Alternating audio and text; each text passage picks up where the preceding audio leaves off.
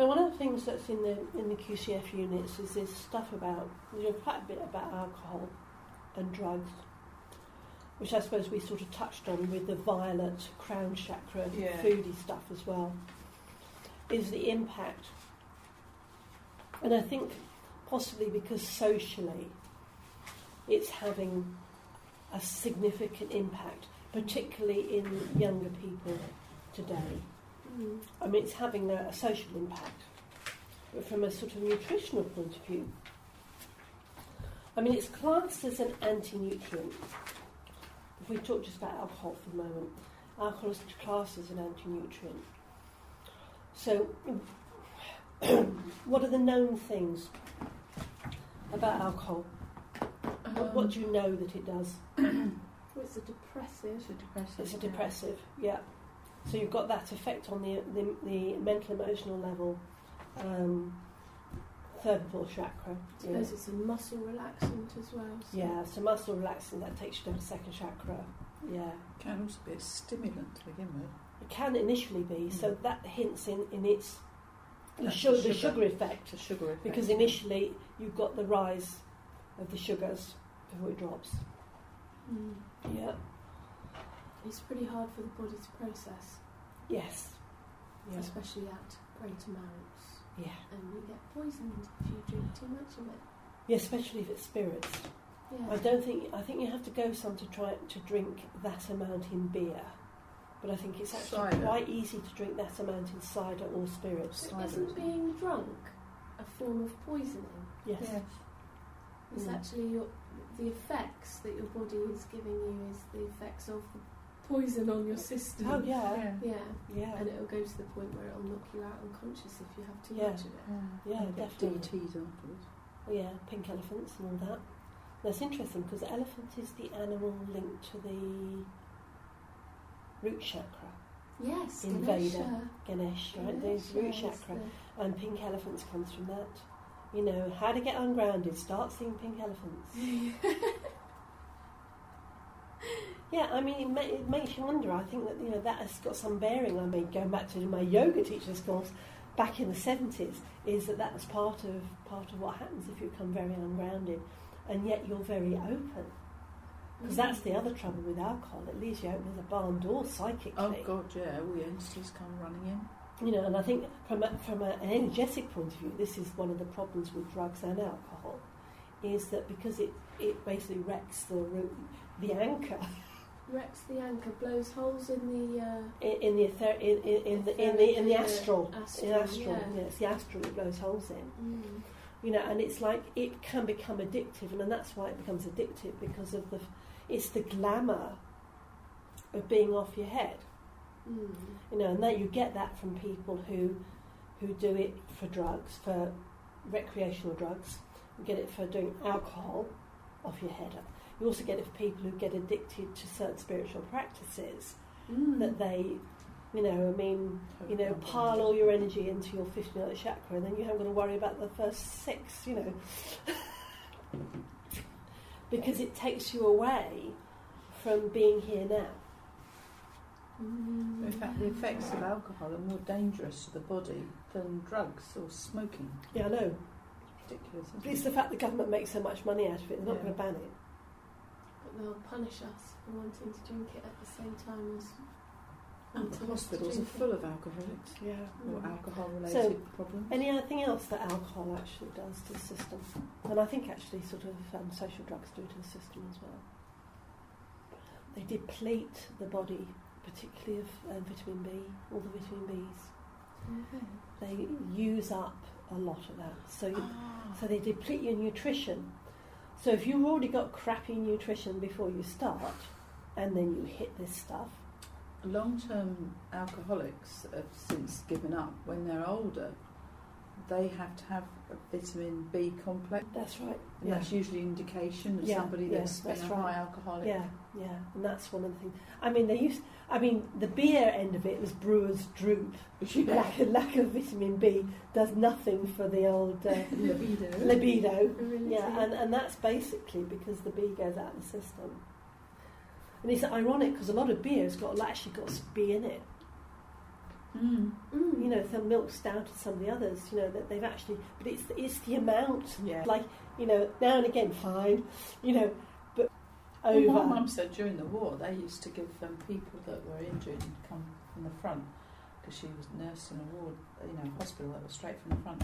They would give people Guinness on prescription. Yeah, Yeah, my mum was advised to drink Guinness. Yeah, when because she it's was very- pregnant. rich in iron. yeah, and it's like milk stout when you're breastfeeding. It's very, very good on vitamin Bs, but you're not being told to drink To 10 pints excess. 10 pints a day.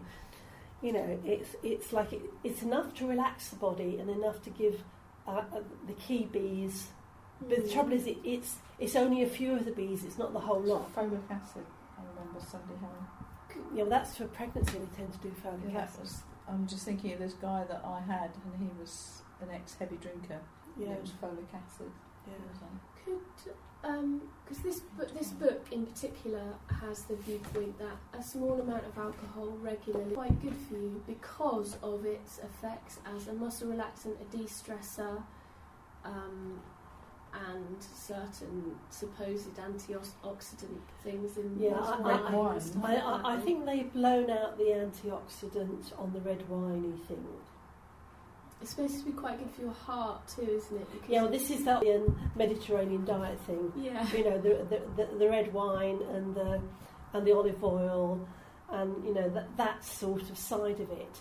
And I think to some extent that has an element of truth in it. But I think also that there are levels of inapplicability that they seem to be sort of identifying a little bit now. So if someone is generally healthy and generally getting quite a good diet, Yeah. and they drink a pint or two a No. few times a week, No problem. no problem, okay? Yeah, that's right, yeah. That's basically. But if you're malnourished and you're hitting a little bit more than that, then you could be, maybe not immediately, but further down the line, you could end up with a problem. You It know. does put a fair amount of stress on your organs, though, doesn't it? Like, Liver. Well, you see, the your thing with the kidneys liver, and stuff. if the liver's okay, then the liver's okay. But if the liver's not okay, you know, then you're going to have, it's going to build up. I think you've got to be quite wickedly OTT to actually end up with a cirrhosis liver. When you think about the famous people who ended up like that, they have really been long-term drinkers for a very, very, very long time. But don't underestimate that there are women. I was going to say, Women who've been social drinkers that can drink half a bottle of wine a night, and they have cirrhosis of the liver. yeah. So it's different for women than men. then? It's different for women and men. Women do not deal with alcohol in the same sort of way. I mean, alcohol generally, it says in here that it can be a stomach irritant, you know, and I'm quite sure that that's where my father's initially started off from. But you see, the trouble is, it's like when you're looking at the kids getting smashed on Friday night, you know, down at the nightclubs, is you're not looking at why they're doing it. Doing it to bloody escape. from Exactly. Crap, boring life. Exactly, and I think that's the problem. Is it's like, yeah, it's an issue, and I mean, I know in here they go quite, because it's quite socially quite a thing.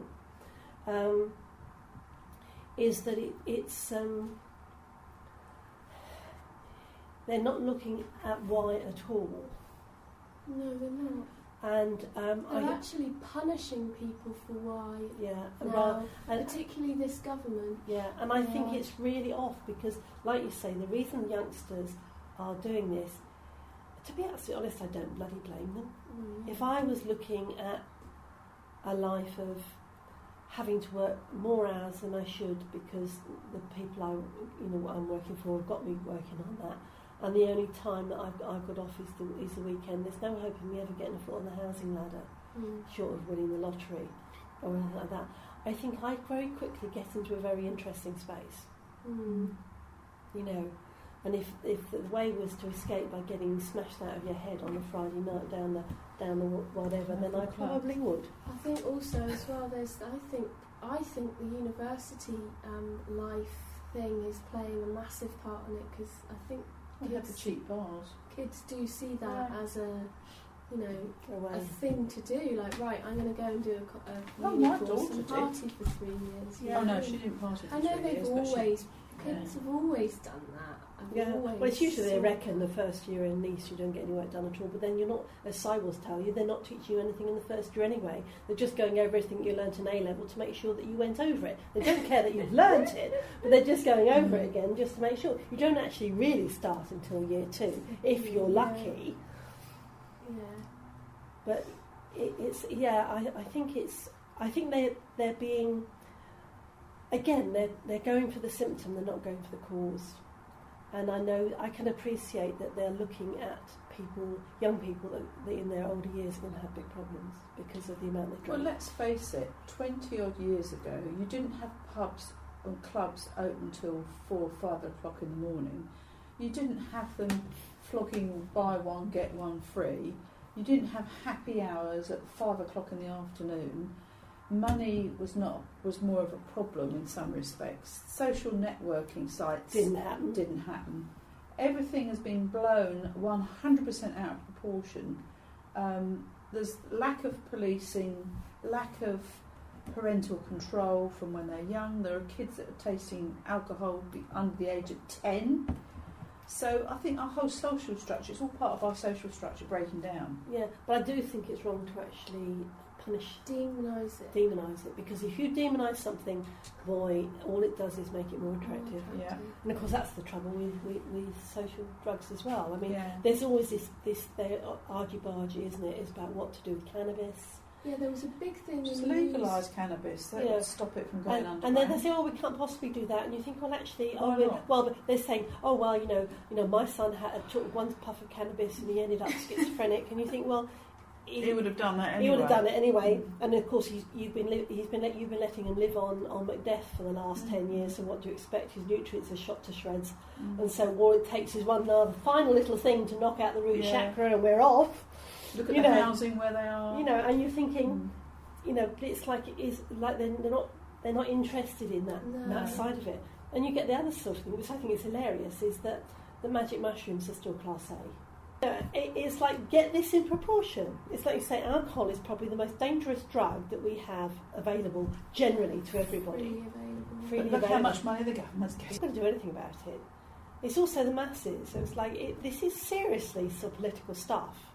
It makes me wonder something, because it's like when we were over in Japan, about 2/3 of Japanese cannot tolerate alcohol. They can't drink it at all. Yeah, It's not in their constitution. It's not in their constitution. It's a DNA thing. It's a genetic Yeah. thing. And yet, Because other indigenous populations have that, like Have that, Native yeah, Americans, Aborigines, Aborigines, yes, they have, yeah. Maoris. And yet, ironically, drunkenness is an issue that they have.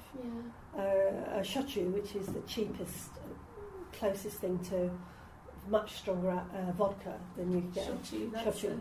Yeah, it's a really. onomatopoeia Yeah, of yeah. a kind. It's really seriously cheap, you know, and it's like, and young women, I have seen when we've gone out of an evening, the girls in the office down 3 pints of lager before I've even got down through my glass of plum sake and soda, and they've had 3 pints of lager. Is that Yeah, trying they- to keep they up co- with the male? No, that's just how they are. Yeah. It's just how it is, and you think probably because they're not paying for it. And, you know, but it's like, you know, it's like it's totally different. But the attitude to alcohol is very different, because 1/3 of the population, or 2/3 of the population, can't take it. So it's like, but they don't demonise it. At the same time, they accept that they have got a problem, and the biggest problem is women, young women.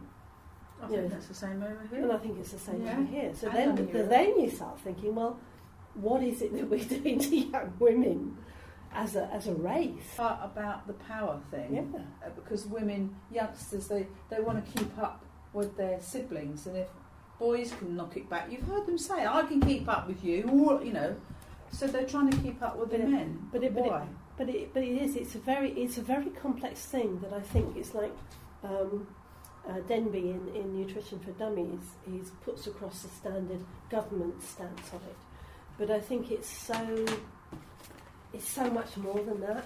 Yeah, it's very complex. And I think it's a very simplistic view to just look at the symptom and not look at actually what's going on. I'm definitely an escape thing. Mm.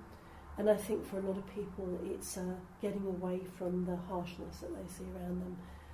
I mean, I think that certainly my dad, and my dad's very psychic, and I think it was his way of shutting it down. I wonder about my mum. Yeah, and I think, and definitely my grandmother, his mum, who was also pretty, she's very psychic, and I think it was their way of not engaging with that side of themselves. And I have seen that in a lot of other people. And you talk to anybody, psychologist who talks to children of alcoholics. You know, it's like, it's quite scary looking, answering their questionnaires, you know, do you do this? Yes, in some sort of complementary therapy or healers. And the sense of self-responsibility, the sense of poor self-worth that all comes with it. You know, it's so difficult. And it's so documented that it's like, you know, you get into the questionnaire and think, well, why did I start? Because I knew before I started that it was going to be tick, tick, tick, tick, tick, tick, tick.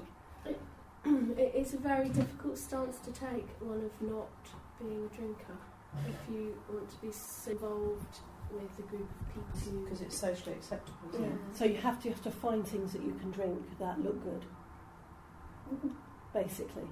You know, non-alcoholic tequila sunrises and things like that, you know. But it's also, you know, I mean, I've noticed, because I just don't like drinking, I don't like what it does to me, and I do it sometimes and do enjoy it sometimes, and occasionally it's nice, but if I decide not to and I'm in a group situation and everyone else is, I can go with it for a certain amount of time and then that's it, it's lost, and I can't, you know, and it's like feeling out of the group again, you know, it's another thing that well, I think it's a socially thing as well, isn't it? I mean, I find now, I can have maybe one wine, maybe two, but then I'd hit Coca-Cola or Sprite or something like that. You know, because I don't like what happens to me when it goes past that point. No, I don't. And you know what I mean? But it's like, I don't like that feeling, and I think part of it is that it's not that I don't like feeling that I'm not in control. That's not that. It's just something else. I think you're more vulnerable. And it's only... I was trying to think is how recently, years-wise, that happened. That I got that intolerant of people who were drunk. And I don't know whether it's a fear factor, you know, or whether it's an unpredictability factor. But it is an uncontrollable trigger, because it's in me. I can't bear it. I just cannot bear being around people that are wrecking themselves or wrecked. And yet, you know, if people are on drugs, I don't have a problem with that. You know, it's not the same. It's very strange, but it's like you start to look at then what society's doing. Yeah. When I was living in Surrey, I did a diploma in psychotherapy, and I had to get a voluntary post as a counsellor somewhere. And I was with a thing called Drugline, and they sent me on special courses at a place that's now closed. It was a rehabilitation centre, and what they used to do, they'd have people in to detox, so alcoholics mostly, but they'd also pull the family in. And they would look at the whole situation, not just the alcoholic. They would look at the family, because the family normally has a part to play in it, because they keep that person in that role. And of course, Alcoholics Anonymous also help and support the family. So maybe there's some combination of the family set up that because you are part of that family, you can't see it. But it's interesting that they isolate it, that politically now, it's the symptom's been isolated as totally unacceptable, and which is why the national curriculum stuff puts such a thing on, you know, a high emphasis on alcoholic abuse. You know, because it's like, until you can find out why somebody does it, it's like smoking. Until you find why somebody needs to smoke, they're not going to be able to stop. Well, it's addictive. You know, because it's addictive behaviour. And it's like, it's no good somebody just saying to you stop. You need to know you've got why. To have some sort of cognitive behavioural therapy to help you to stop. Yeah, because you need to put find something else in its place. And they've got to be very careful what you put in it in its place. Often alcoholics then become sex addicts. Yeah. Or they stop smoking and then they start drinking. Yeah. Or more to the point, stop smoking and then they start eating. There's always some form of addiction. I was just going to say, because it's a crown chakra issue. And of course, crown chakra, you're talking about inevitably crown chakra, root chakra, crown chakra, solar plexus. Because it's like, if you look at the chakra drawing, you've got complementaries here, but then you've also got the yin yang there. So you've got the whole issue about, being here, which is the root chakra. Do I want to be here? At all. And it's also is how what we're saying, how the structures, how everything's being put together, what the beliefs are. But another thing, of course, is the energies in the world, as we all know, of getting faster and more accelerating. So we don't know what effect that is having on those people either. In particular, I think the politically they have a concern about the sort of 25 and below, haven't they? Oh yeah. That's where but like you say, the amount of money the NHS are coughing up is some horrendous. Was it 500 million a year or something? Awful. It's costing them because most of the admissions A&E are alcohol related. When we were in Surrey, we had to take my father in as an emergency. He'd got acute pain and was, screaming out in agony. And they triaged him, and this group of kids came in that were clearly all out of their brains, but they'd had a car accident, and they put them as a higher priority than my father. And I went balmy at them. I said, how can you triage an elderly man who's in severe pain against kids that are out of their brains on alcohol? Where's what? I don't understand. You'd rather an old man was in pain, screaming out? You put that as a lower priority? What did they say? Oh, well, we have our... I carried on, and then the consultant came over. But that's what it was. Oh, well, they've had a car accident. I said, and they're out of their brains. All they'd done was bump their head. They hadn't been unconscious or anything like that. It'll be very interesting to see, over the years that come, is how this sort of thing pans out. Because they're putting a minimum price on alcohol failed, didn't it? So that's gone by the by. Now, did they manage it in Scotland, or did it fail in Scotland as well? I know they've I think they did in Scotland. Did they? Because I know they've got even more problem than we've got. They've got a terrible problem. Oh, they always have. But they've always had a big problem. But for the same sort of reason, there's no hope. You take poor housing. Look at Glasgow. The poor housing, poor wages, terrible weather. Terrible food. Lack of sunshine. Terrible food. I said, terrible weather. Heart attack central, isn't it? Yeah, I mean, it really is dire. But you think, so just to take the drinking out of context, it doesn't make any sense. You put it in context, you're thinking... Not really surprising, exactly. Actually. That's what I would be doing. Well, if you go to Helsinki, their alcoholic problem's even worse. And it's basically, in the suicides, even worse, because as soon as we get to this time of year, lack of sunshine, off they go, bottle. And they that's why so many people from Northern Europe go off to Bali and things for 2 weeks in January. It's because it's to get the sunshine, to get the light. So it's the whole question of light has enough part. So now you're back up in crown chakra, brown chakra land again, aren't you? Pineal. And if we are spiritual beings in a physical body, but our spiritual body is trying to catch up on the changes that are going on, and we need more light in a light body, then you can understand why that happens then, can't you? Or we need to be more grounded. But to be more grounded, you've got to be able to deal with everyday life.